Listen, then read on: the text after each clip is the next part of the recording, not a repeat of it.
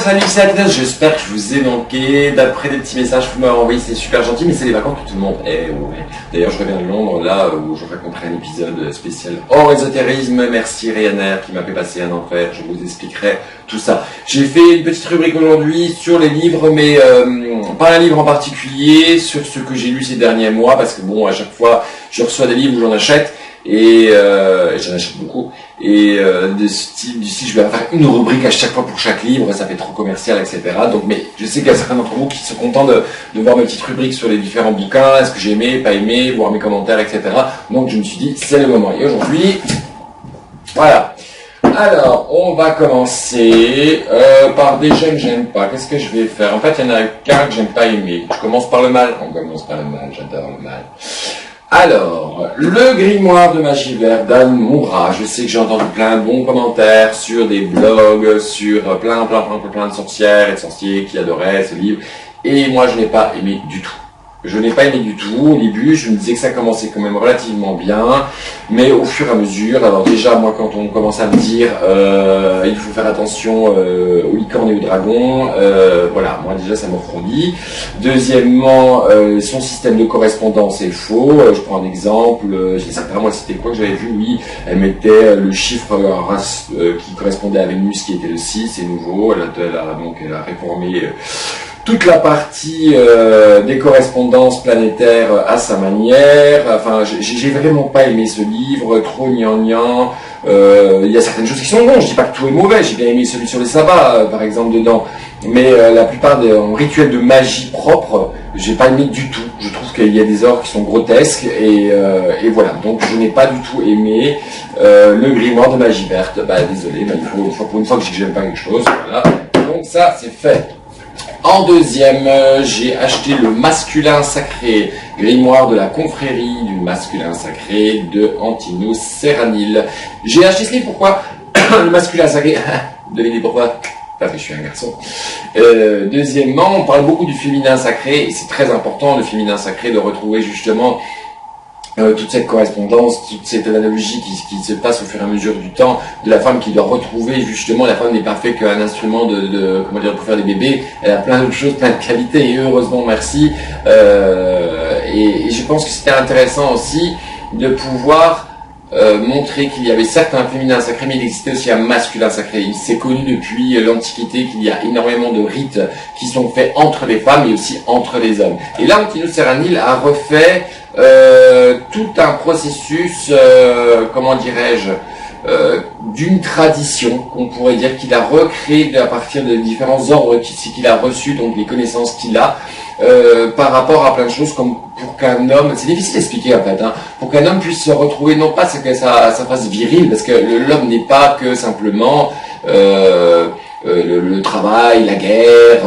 moi homme, moi ramener barbac, non c'est pas du tout ça, c'est beaucoup plus important que ça. L'homme peut être aussi très féminin, mais tout en laissant avec sa partie de masculinité, il peut être relié à l'essence de chaque chose. Dans le féminin sacré, on se relie quelque part à son vagin, c'est-à-dire que on explore le côté sacré du vagin, dans le sens où c'est une grotte, non pas que pour le sexuel bien sûr, mais c'est une grotte de pouvoir, vous voyez ce que je veux dire, c'est pour les femmes, mais le culte du phallus lui aussi est présent, on le retrouve dans plein de traditions, notamment au Japon si je ne me trompe pas, et c'était important justement que l'homme aussi retrouve sa propre magie, non pas pour dominer, comme j'ai vu sur certains blogs complètement absurdes, les femmes, c'est pas du tout ça, c'est retrouver sa part de masculinité, mais aussi d'équilibre masculin-féminin qu'il attend lui. Il doit retrouver ce pouvoir, il s'est incarné dans un corps masculin, et donc ce corps masculin dégage certaines énergies propres justement à son essence, et c'est là que ce livre intervient. On retrouvera donc dans ce livre, alors je dis, alors ça c'est une... voilà. On retrouvera donc les principes, le monde des hommes et celui des dieux, les 4 pouvoirs du sorcier, la source du pouvoir. Il va nous apprendre bien sûr comment faire l'autel pour le masculin sacré, l'autel, les outils qui sont utilisés, le rituel du cercle solitaire, la consacration des chandelles, la lune masculine. Ça c'était très intéressant, j'ai bien aimé la lune masculine. dans le sens où on parle toujours de la... Ça, je viens de remarquer un truc, il n'y a pas de numéro de page, j'adore ça. Alors, Antinos, je veux bien que par exemple, Festival de la Lune 71, où est la page 71, je n'en sais rien. Enfin, ah bah paf, je tombe dessus. La Lune est toujours associée dans la plupart des cultures au féminin, à la déesse de la Lune, à Diane, etc., Sélénée.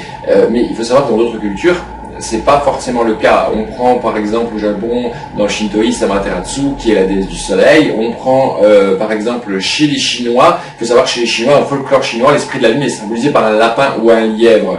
Et cette divinité est connue sous le nom de Diu-Tu. Diu-Tu. Excusez-moi, mon chinois était un peu brouillé. Il est le propriétaire de la lune et compagnon de la déesse lunaire. Et ce qui est très intéressant, d'ailleurs, il dit dans le livre, pour les homosexuels chinois, le lapin lunaire est devenu le symbole de la sexualité masculine à travers le dieu Tu Erchen, et même de l'homosexualité. Tu es Erchen est une divinité chinoise qui précise aux amours et aux relations sexuelles entre les hommes. Donc il y a bien une autre approche que l'on peut faire, peut-être que certains hommes ne se sentent pas en équilibre peut-être avec la déesse de la lune et peut-être se sentiront mieux avec cette connexion masculine, ça c'était important aussi. Alors, oui, je parlais d'homosexualité, mais c'est pas forcément un livre pour les homosexuels. Hein. C'est peut-être se relier à sa masculinité ne veut pas forcément dire devenir homo ou bi. Ça n'a rien à voir. C'est vraiment beaucoup plus profond que ça. Et je vous incite vivement à vous procurer ce livre parce qu'il est vraiment pour les solitaires, mais aussi en groupe. Il a été fait pour les deux, pour ceux qui veulent faire un groupe de masculin sacré et pour ceux qui veulent pratiquer en solitaire. Donc comme je l'ai dit, à l'hôtel, les outils, etc., le festival de la lune, les rites de passage, les cérémonies des anciens, les 8 sentiers, les méditations des éléments, les familiers, l'autodéfense psychique, la purification du foyer, contacter les morts, le phallus, les cultes phalliques, la magie sexuelle masculine, etc., les encens, les potions, etc. Donc ce livre était pas mal fait. Franchement, je trouve que ce livre a été vraiment relativement bien fait. C'est une très bonne approche. C'est le premier du genre qui est sorti sur ce masculin sacré, et ça encore une fois verbiage et haute pensée philosophique qui traîne pendant 22 pages. Pour ceux qui s'y intéressent, franchement, c'est pas mal. Le cahier d'exercice de la magie de la richesse, où je peux te taxer un paradigme, mon pote de Davli. Ce livre était pas mal. Ce livre est de la magie du chaos. Donc je relis ce qui est derrière. Un magicien du chaos enseigne dans ce livre la théorie, la pratique des magies de l'art et de la richesse. La richesse est l'art et la science d'avoir suffisamment de ressources et d'argent pour accomplir votre volonté dans le monde. Le cahier d'exercice de la magie de la richesse est un recueil de techniques éprouvées et testées précisément pour vous aider à faire cela. Ça reste vraiment dans le principe de la magie du chaos, hein. Vous allez voir. Donc en fait, qui veut la magie du chaos, on peut pas dire faire n'importe quoi. Donc vous allez retrouver l'utilisation de certains symbolismes planétaires, jupitériens, mercuriens, soleil, etc. Et il va vous apprendre à créer des talismans, des sigils pour pour attirer à vous l'argent et la prospérité. Il est pas mal fait, je trouve. Hein. Il est vraiment pas mal fait. Ceux qui s'intéressent à la magie du chaos et avoir trouvé des exercices faciles, pas contraignants au niveau de la magie, parce que la magie du chaos c'est rarement contraignant, facile pour se procurer de l'argent, etc. Je vous conseille ce petit livre, le cahier d'exercice de la magie de la richesse, où je peux te taxer un paradigme, mon pote de Davli. Ensuite, l'excellent traité pratique de baguette magique de Marc Neu, aux éditions Nanae.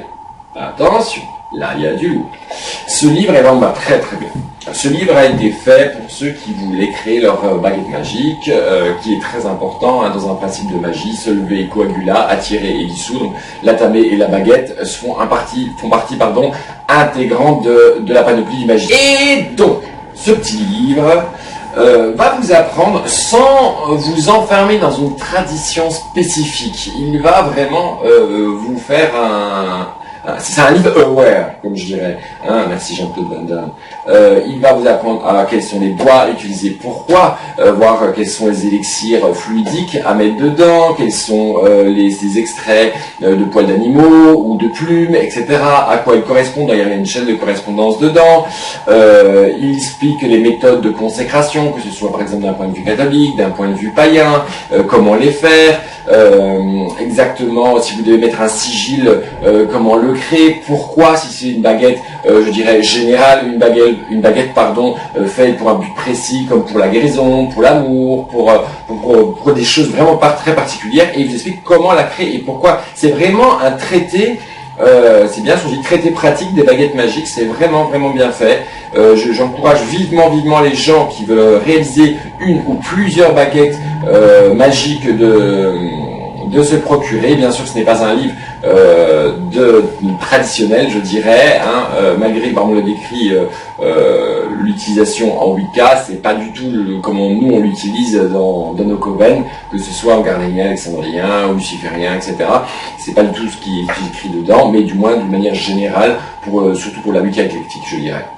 Donc vraiment j'ai été vraiment agréablement surpris, enfin surpris oui et non, c'est quand même Marc Neu, on sait qui s'y connaît, ça fait des années qu'il est dans l'occultisme, et forcément voilà, il pouvait me pondre qu'un bon petit livre. Quand le deuxième Marc, si c'est dans le même acabit que celui-là, franchement je t'encourage vivement à en faire un autre, et j'espère qu'il aura beaucoup de succès, parce qu'il est vraiment génial. Vous avez même des photos tout au long du processus, comment les graver, pourquoi il faudrait s'arrêter plutôt sur tel nœud, plutôt laisser parler son intuition, etc.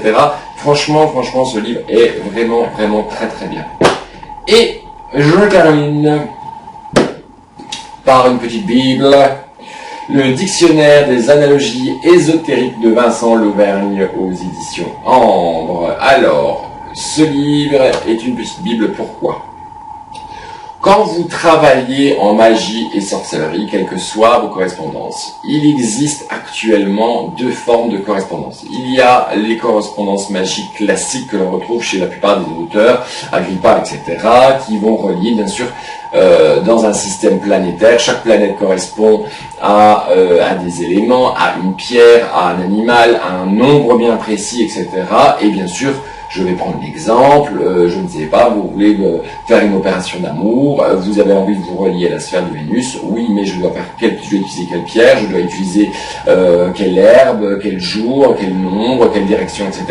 Ce livre va vous aider, ça va vous éviter de chercher 15 000 fois dans tous vos bouquins et vous étaler autour de vous pour me faire prendre vos notes. Ce livre vraiment donne comme un dictionnaire les analogies ésotériques. Donc vous trouverez, je prends un exemple, j'ai dit Vénus, mais là j'ai le soleil. Bon. Vous allez retrouver le nom hébreu, le nom chaldéen, le nom égyptien, bien sûr le jour, l'heure, les séphiras, les mois de régence, le nombre, l'élément, la note de musique, oui, parce que chaque planète est reliée à une note, les plans de correspondance, les correspondances anatomiques, les maladies, les faiblesses, les péchés capitaux, les minéraux, les animaux, la couleur, la saveur, l'encens, le parfum, les fumigations, les condensateurs fluidiques, les hiéroglyphes principales, les autres images magiques reliées aux sphères, les actions magiques, les noms de Dieu pour ceux qui utilisent la Kabbale, les points cardinaux, les objets, les runes, les éléments, les signes, les caractères, si je puis dire, de la planète, les daimons qui sont reliés à eux, l'ange qui est relié à eux, les cartes du tarot qui sont reliées à eux, parce que ça se fait beaucoup, vous savez, certains dans un rituel mettent une carte de tarot par rapport au symbolisme, mais il peut être aussi relié à la planète. Là, vous voyez, avec tous les symboles, les carrés magiques, là je vous disais tout à l'heure, on a les cartes de tarot, il va assez loin, franchement, il explique jusque même en astrologie, le soleil dans les maisons 1, etc., et ça vaut de même pour tous les signes, toutes les planètes qui passent dans la semaine. C'est vraiment un outil indispensable pour tous ceux qui veulent pratiquer de la magie et de la sorcellerie, car ça vous évitera de chercher dans What milliers de livres. Moi je sais que beaucoup de mes élèves et beaucoup de mages que je connais l'utilisent, car c'est très pratique, donc je vous invite vivement à vous le procurer. Dictionnaire des analogies ésotériques de Vincent Lauvergne aux éditions Ambre. Voilà, là j'en ai fait 1, 2, 3, 4, 5, je vais peut-être m'arrêter parce que vous voyez c'est l'été, je suis en short, je suis tranquille, aujourd'hui c'est ma journée de congé, mais je vous ai fait quand même cette petite vidéo, car je vois qu'on grimpe de plus en plus, on va bientôt être 15 000 sur la page, Franchement, c'est énorme, 15 000 personnes, je m'y attendais pas du tout. Donc ça me donne envie de continuer à fond les gamelles. En plus, je vous parlerai dans une autre vidéo, mais là c'est normal parce que c'est mon bouquin, sur l'élite qui vient de sortir. Je vous explique dans une autre vidéo. Et là, je suis en train de travailler sur un autre livre. Et petit filou, vous vous rappelez, j'ai fait un livre sur la magie des lampes en houdou et sorcellerie païenne. Eh bien, je suis en train de le retravailler car je vais sortir aux éditions Alliance Magique. Je ne sais pas encore quelle édition va s'en occuper. Mais ça va être de la bombe. Je travaille dessus non-stop en ce moment et ça va être un sacré putain de bouquin. Voilà, allez, je vous souhaite de passer de très bonnes vacances, profitez du soleil un maximum, ne prenez pas un trop gros coup sur la caboche et on se retrouve très bientôt. Salut!